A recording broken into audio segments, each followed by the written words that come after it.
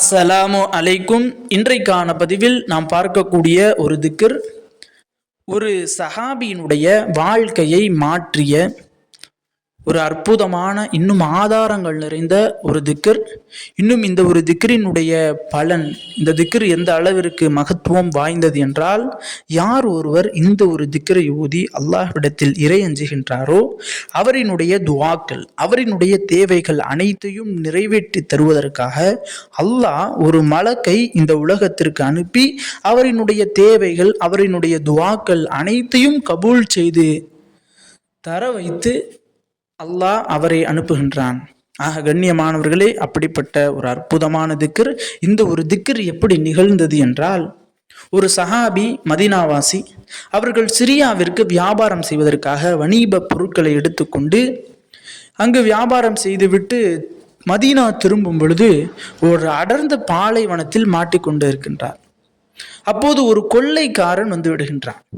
ஒரு கொள்ளைக்காரன் வந்து அந்த சஹாபியினுடைய பொருட்கள், அந்த சஹாபினுடைய வியாபார பொருட்கள் அனைத்தையும் பார்த்துவிட்டு அந்த சஹாபியிடம் கேட்கின்றான், உங்களுடைய பொருட்கள் எல்லாத்தையும் கொடுத்துருங்க, நீங்க எந்த ஊரு அப்படின்னு கேட்குறான். உடனே அந்த சஹாபி, நான் மதீனா அப்படின்னு சொல்றாங்க.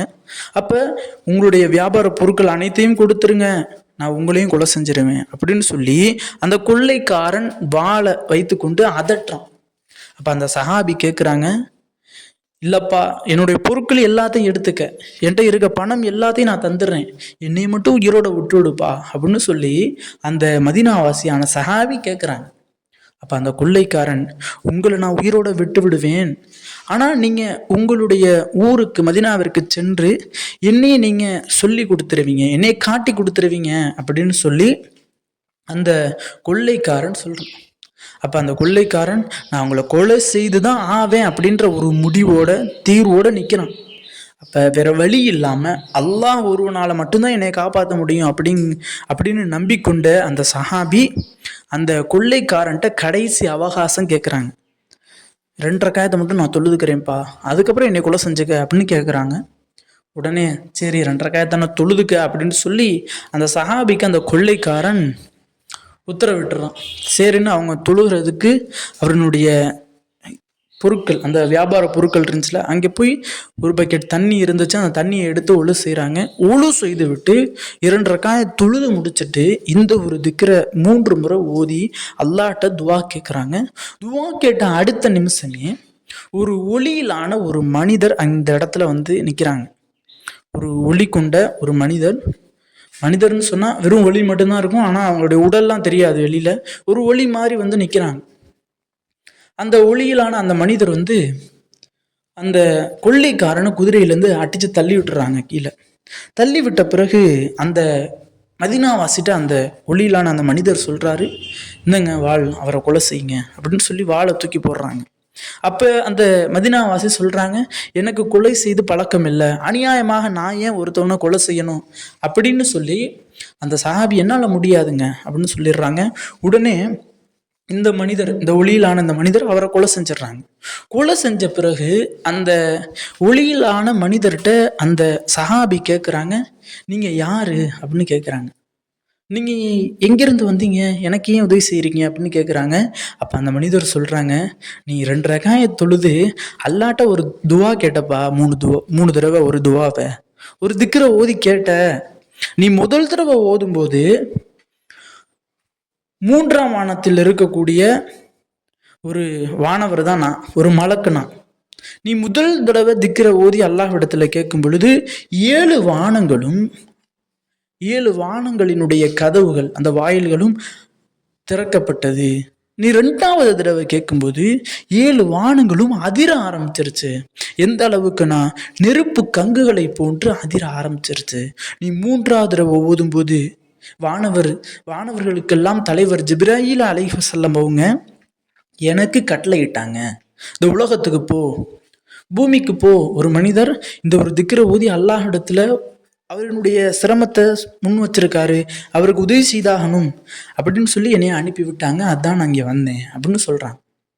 ஆக சொல்லி முடித்த பிறகு, உங்களுக்கு ஏதாவது சிரமம் ஏற்பட்டுச்சு, ஏதாவது கஷ்டம் ஏற்பட்டுச்சு அப்படின்னு சொன்னால், ஏதாவது தேவைகள் ஏற்பட்டுச்சு அப்படின்னு சொன்னால் இந்த திக்ரை நீங்கள் பின்பற்றுங்க, இது அல்லாஹ்வினுடைய உதவி கிடைக்கக்கூடிய ஒரு திக்ர் அப்படின்னு சொல்லிட்டு அந்த இடத்தை விட்டு மறைஞ்சிடுறாங்க. அப்ப அந்த மதினாவாசி ஒரு சந்தோஷத்தோட ரசூல்லா பார்க்குறாங்க. மதினாவுக்கு வந்த பிறகு இந்த நடந்த நிகழ்வு எல்லாம் சொல்றாங்க. யார் ரசூலுல்லா, இது மாதிரி நான் போனேன், இது மாதிரிலாம் நடந்துச்சு, இது என்னன்னு எனக்கு புரியல யார் ரசூலுல்லா அப்படின்னு சொல்றாங்க. அப்ப ரசூல்லா சொல்றாங்க, அல்லாஹ்வினுடைய உதவி எதை கேட்டால் கிடைக்குமோ அதை ஓதி நீங்க கேட்டிருக்கீங்கப்பா அப்படின்னு சொல்லி ரசூலுல்லா மகிழ்ச்சி அடைந்தார்கள் அப்படின்னு சொல்லி ஹதீஸ் கித்தாபுகள்ல இந்த ஒரு ஹதீஸ் பதிவிடப்பட்டிருக்கின்றது. ஆக கண்ணியமானவர்களே, இது போன்றுதான் நம்மினுடைய வாழ்விலும் ஏதாவது தேவைகள் நாம் அல்லாஹ்விடத்தில் முன்வைத்திருப்போம், அல்லது ஏதாவது கஷ்டங்கள், ஏதாவது சிரமங்களால் நாம் மாட்டிக்கொண்டிருப்போம், அல்லது தொழில் செய்வோம், வியாபாரம் செய்வோம், நம்மளுடைய தொழிலில் வியாபாரத்தில் சோதனைகள் ஏற்படும், அல்லது கடன் பிரச்சனை, ஏதாவது ஒரு பிரச்சனையின் காரணமாக நாம் இந்த உலகத்தில் மாட்டிக்கொண்டிருப்போம். ஆக எந்த பிரச்சனைகளில் நாம் மாட்டிக்கொண்டிருந்தாலும், எவ்வளவு தீர்க்க முடியாத பிரச்சனைகளில், சிரமங்களில், சோதனைகளில் நாம் மாட்டிக்கொண்டிருந்தாலும் இந்த ஒரு திக்ரை ஓதி நாம் அல்லாஹ்விடத்தில் 3 தடவை நம்மினுடைய தேவைகளை கேட்டோன்னு சொன்னா, 3 தடவை இந்த திக்ருகளை ஓதி அல்லாஹ்விடத்தில் நம்மினுடைய தேவைகளை கேட்டோன்னு சொன்னா கண்டிப்பாக அல்லாஹ் நம்மினுடைய தேவைகள் அனைத்தையும் நிறைவேற்றுகிறான். இன்னும் நம்மினுடைய தேவைகளை நிறைவேற்றி தருவதற்காக ஒரு மலக்கையும் அல்லாஹ் இந்த உலகத்துக்கு அனுப்புறான்.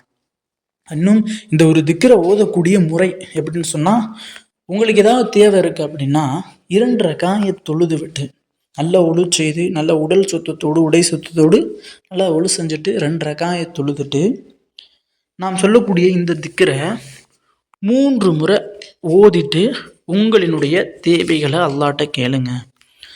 அப்படிப்பட்ட அந்த ஒரு திக்ர், யா வதூது யா வதூது யா தல் அர்ஷில் மஜீத் யா முப்திஉ யா முஈது யா ஃபஆலு லிமா யுரீத் அஸ்அலுக பின் நூரி வஜ்ஹிகல்லதி மலாஉ அர்கான அர்ஷிக வ அஸ்அலுக பி குத்ரதிக அல்லதி கதரத் பிஹா அலா ஜமீஇ கல்கிக வ பி ரஹ்மதிக அல்லதி வசிஅத குல்லி ஷைஇன் லா இலாஹ இல்லா அன்த யா முகீசு அகைஸ்னி என்ற இந்த திக்ரை 3 முறை ஓதி உங்களினுடைய தேவைகளை கேளுங்க. கண்டிப்பாக உங்களினுடைய தேவைகள் எதுவாக இருந்தாலும் நம்மினுடைய இறைவன் நிறைவேற்றி தருவான். ஆக கண்ணியமானவர்களே, இந்த ஒரு திக்ரை ஓதி நாம் அனைவரும் நம்மினுடைய தேவைகள், நாட்டங்களை கேட்போம். கண்டிப்பாக அல்லாஹ் நம்மினுடைய அனைத்து நாட்டங்களையும், தேவைகளையும் நிறைவேற்றி தருவானாக. ஆமீன் என்று துவா செய்தானாக. இந்த ஒரு பதிவை முடித்துக் கொள்கிறேன். இந்த பதிவு பிடித்திருந்தால் ஷேர் செய்யுங்க, லைக் செய்யுங்க, கமெண்ட் செய்யுங்க, மறக்காமல் துவா செய்யுங்க. அஸ்ஸலாமு அலைக்கும் வரஹ்மத்துல்லாஹி வபரகாத்துஹு.